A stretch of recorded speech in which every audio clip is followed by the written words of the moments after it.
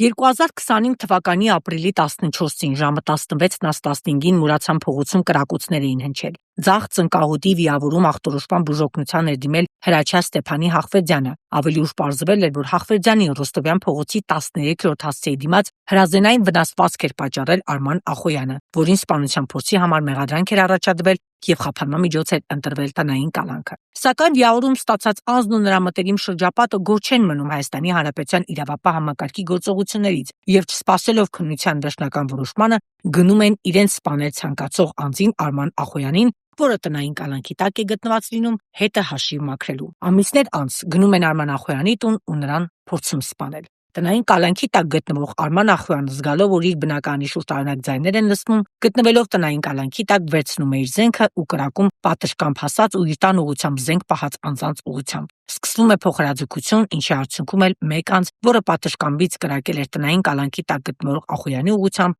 մահանում է։ Եվ ահա, երկու անձանց միջև փոխհրաձգության գործով նախաքննության ավարտ է հայտարարվել ու գործն ուղարկվել է դատարան։ Ըստ նախաքննական մարմնի, Արման Ախոյանին մեղադրանք է առաջադրվել այն բանի համար, որ նա ապօրինի կերպով ձեռք բերած և կրած մարտական փամփուշտներով լիցքավորված հրազենի գործադրմամբ Հրաչյա Հախվերդյանի առողջությանը դիտավորությամբ պատճառել է միջին ծանրության վնաս։ Հրաչյա Հախվերդյանին էլ մեղադրանք է առաջադրվել այն բանի համար, որ նա մարդու կամքին հակառակ և կամքը անտեսելով, նրա բնակարան ապօրինի մուտք գործելով, ապօրինի կերպով ձեռք բերած և կրած մարտական փամփուշտներով լիցքավորված հրազենի գործադրմամբ մի խումբ անձանց հետ փորձել է ապօրինաբար կյանքի զրկել, սպանել Արման Ախոյանին։ Աղմկահարույց այս փոխհրաձգության գործով նախաքննության ավարտ է հայտարարվել և գործն ուղարկվել է դատարան։ Ի դեպ, մեզ հասած տեղեկությունների համաձայն այս երկու կողմերի միջև առկա տարաձայնություններն լուծելու համար անգամ գողական աշխարհից մարդիկ են խանգվել, սակայն գործը գլուխ չեն բերել և կողմերը փորձել են ի վերջո ամեն գնով վերջ տալ միմյանց կյանքին,